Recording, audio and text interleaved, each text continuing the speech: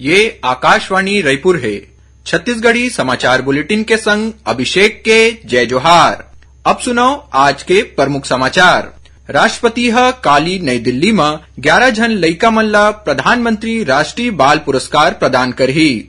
भेंट मुलाकात कार्यक्रम में मुख्यमंत्री आज रायपुर जिला के धरसीवा विधानसभा क्षेत्र के जारा कुम्हारी में प्राथमिक स्वास्थ्य केंद्र और सारा गांव में जिला सहकारी बैंक के शाखा खोले के घोषणा करेन। और प्रदेश में 2 आने सड़क दुर्घटना में 5 झिन मनखे मन के मौत। बिलासपुर में कार में आगी लगे ले 3 झिन जिंदा जलेस। अब समाचार विस्तार ले। राष्ट्रपति द्रौपदी मुर्मू काली नई दिल्ली में एक समारोह में 11 जन लइका मन ला प्रधानमंत्री राष्ट्रीय बाल पुरस्कार प्रदान करही। प्रधानमंत्री नरेंद्र मोदी परन दिन 24 जनवरी के ए पुरस्कार विजेता मन ले गोट बात करही। सुनैया मन ला बता दन कि ए पुरस्कार 5 बछर ले 18 बछर के लइका मन ला 6 श्रेणी में उत्कृष्ट प्रदर्शन बर दे जाथे। इस श्रेणी में कला और संस्कृति, बहादुरी, नवाचार, शैक्षिक, सामाजिक सेवा और खेल शामिल हवे। हर एक विजेता ला एक पदक, 1 लाख रुपया के नगद राशि और एक प्रमाण पत्र प्रदान करे जाथे। प्रधानमंत्री नरेंद्र मोदी विद्यार्थी, शिक्षक और अभिभावक मन ले परीक्षा पे चर्चा कार्यक्रम में भाग लेके आग्रह करे है। परीक्षा पे चर्चा के 6वां संस्करण 27 जनवरी के नई दिल्ली के ताल कटोरा इंडोर स्टेडियम में रखे जाही। श्री मोदी किहिन है कि ये कार्यक्रम परीक्षा ला तनाव मुक्त बनाए बर और विद्यार्थी मन के मदद करे के तरीका ऊपर चर्चा करे के मौका देथे।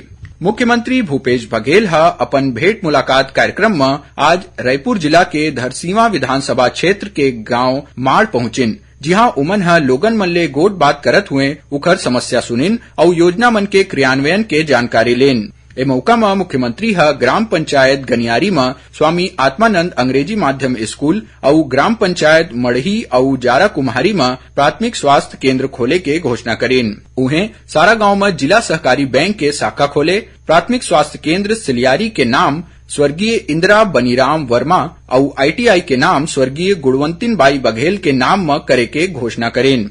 एकरे संग पेंड्रा वन में डॉक्टर खूबचंद बघेल के मूर्ति लगाए के ऐलान घलो करेन। पराक्रम दिवस में काली प्रधानमंत्री मोदी अंडमान और निकोबार द्वीप समूह के 21 ठिन बड़े द्वीप मन के नामकरण परमवीर चक्र ले सम्मानित सैनिक मन के नाम में करही। केंद्र सरकार नेताजी सुभाष चंद्र बोस के जन्मदिन 23 जनवरी ला पराक्रम दिवस के रूप में मनाए के घोषणा करे है। एती छत्तीसगढ़ में प्रदेश भाजपा सांस्कृतिक प्रकोष्ठ कोतिले नेताजी सुभाष चंद्र बोस के जयंती में काली रायपुर में कवि सम्मेलन के आयोजन करे जाही। राजधानी के शहीद स्मारक भवन में होइया एक कवि सम्मेलन में देश के प्रखर राष्ट्र कवि डॉक्टर हरिओम पवार, जगदीश सोलंकी, पद्मश्री डॉक्टर सुरेंद्र दुबे, रामानंद त्रिपाठी और कवियत्री निशा आनंद काव्य पाठ करही। प्रधानमंत्री नरेंद्र मोदी 29 जनवरी के बिहनिया 11 बजे आकाशवाणी ले मन की बात कार्यक्रम में देश विदेश के लोगन मन संग अपन विचार साझा करही। प्रधानमंत्री एक कार्यक्रम में चर्चा होइया विषय में लोगन मन ले उखर विचार साझा करे बर कहे है। नमो ऐप या माई GOV ओपन फोरम में लोगन मन अपन सुझाव साझा कर सकथे। टोल फ्री नंबर 1800-117800 के माध्यम ले अपन संदेश हिंदी या अंग्रेजी में रिकॉर्ड करा सकथे। ए फोन लाइन 27 जनवरी तक खुला रही। लोगन मन 1922 में मिस्ड कॉल दे के प्राप्त SMS लिंक के जरिए सीधा प्रधानमंत्री ला अपन सुझाव भेज सकथे। राज्यपाल अनुसुईया उइके ले आज राजभवन में प्रगतिशील छत्तीसगढ़ सतनाम समाज और गवर्नमेंट एम्प्लॉयज वेलफेयर एसोसिएशन के संयुक्त प्रतिनिधिमंडल भेंट करेन। प्रतिनिधिमंडल राज्यपाल ला बताइन कि राज्य सरकार कई ठिन विभाग में बिना रोस्टर नियम के पदोन्नति करत है। ओमन किहिन की आरक्षण नियम के पालन नहीं करेले अनुसूचित जाति और जनजाति विद्यार्थी मन के हित प्रभावित होवत है। एमा राज्यपाल किहिन की ए बारे में विधि सम्मत काम करही। छत्तीसगढ़ी समाचार बुलेटिन आप मन आकाशवाणी रायपुर ले सुनत हव। छत्तीसगढ़ के खबर ले है आपकी वास्ता और खबर के विश्वसनीयता ले है हमार वास्ता। आकाशवाणी समाचार रायपुर के प्रादेशिक समाचार बुलेटिन के संगे संग हमार समसामयिक कार्यक्रम आप रेडियो के संग अपन मोबाइल में घलो सुन सकत हव। आकाशवाणी समाचार फेसबुक, ट्विटर और यूट्यूब में घलो हावय। हमार फेसबुक पेज हरे Chhattisgarh news on AIR, Twitter handle CGAIR news और हमार यूट्यूब चैनल हरे छत्तीसगढ़ AIR न्यूज। तो अब रेडियो के संगे संग आपके मोबाइल के माध्यम ले हम आप तक पहुंचत हन। छत्तीसगढ़ के हर खबर पर सुनत रहो आकाशवाणी समाचार। अब आगू बढ़वो बाचे समाचार को ती। केंद्रीय कोयला और उद्योग राज्य मंत्री फग्गन सिंह कुलस्ते ह किहिन है कि छत्तीसगढ़ के राज्य सरकार ह जनजाति समाज के हक छीनत है। ओमन किहिन की जनजाति मन के संस्कृति ला मिटाए बर राज्य सरकार ह धर्मांतरण ला संरक्षण और बढ़ावा देवत है। श्री कुलस्ते ह काली अंबिकापुर में भाजपा के जनजाति अधिकार रैली ला संबोधित करत रहिन। ओमन किहिन की पाछू 4 बछर के कार्यकाल में राज्य के कांग्रेस सरकार ह आदिवासी मन बर कोनो याद करे लायक काम नहीं करे है। श्री कुलस्ते ह किहिन की आदिवासी मन के अधिकार बर चलत आंदोलन ला और तेज करे के जरूरत है। ओमन किहिन की पाछू 15 बछर के भाजपा कार्यकाल में जनजाति वर्ग के विकास बर सुघ्घर काम होए रहिस। एमा आदिवासी बहुल क्षेत्र ला मुख्य सड़क ले जोड़े के काम तेज होए रहिस।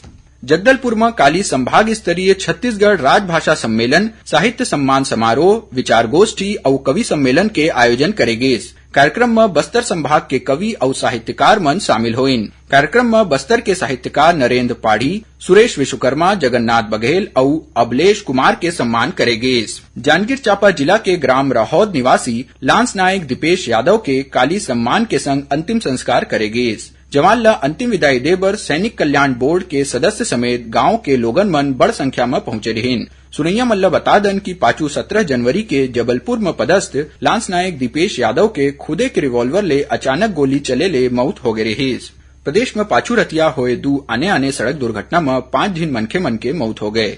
पुलिस ले मिले जानकारी अनुसार बिलासपुर जिला में पाछू रतिया होए एक सड़क दुर्घटना के बाद कार में आगी लगे ले ओमा बैठे 3 झन मनखे हर जिंदा जल गए।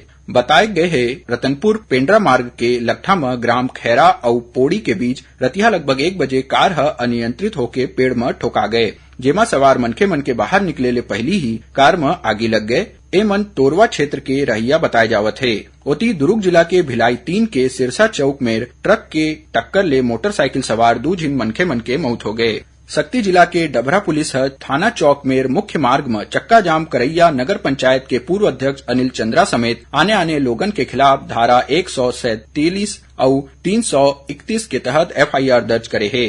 जानकारी के मुताबिक पाछू 19 जनवरी के अनिल चंद्रा के अगुवाई में 7 सूत्री मांग लेके करे गए चक्का जाम के कारण ए रद्दा में लगभग 5 घंटा ले अवई जवई बाधित रहिस। अब थोरकुन समाचार सार में कोरबा जिला में आज बालपुर रेलवे स्टेशन के लट्ठा में एक MEMU local train maintenance trolley ले टकरा गए। ये हादसा में कोनो हताहत नहीं होए। मुंगेली नगर पालिका उपाध्यक्ष के खिलाफ अविश्वास प्रस्ताव लाए गए है। एकर बर भाजपा अध्यक्ष अरुण साव विजय शर्मा ला पार्टी के पर्यवेक्षक नियुक्त करे है। छत्तीसगढ़ RCI प्रशिक्षित शिक्षक संघ अपन 3 सूत्री मांग लेके राजधानी रायपुर में 1 दिन के धरना प्रदर्शन करे के घोषणा करे है।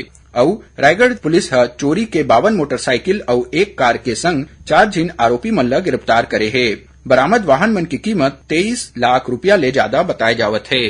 आखिर में प्रमुख समाचार एक गांव फेर। राष्ट्रपति काली नई दिल्ली में 11 झन लइका मन ला प्रधानमंत्री राष्ट्रीय बाल पुरस्कार प्रदान करही। भेंट मुलाकात कार्यक्रम में मुख्यमंत्री आज रायपुर जिला के धरसीवा विधानसभा क्षेत्र के जारा कुम्हारी में प्राथमिक स्वास्थ्य केंद्र और सारा गांव में जिला सहकारी बैंक के शाखा खोले के घोषणा करीन। और प्रदेश में 2 आने सड़क दुर्घटना में 5 झिन मनखे मन के मौत। बिलासपुर में कार में आगी लगे ले 3 झन जिंदा जलिस। एकरे संग छत्तीसगढ़ी समाचार बुलेटिन यहीं सिरावत है। जय जोहार।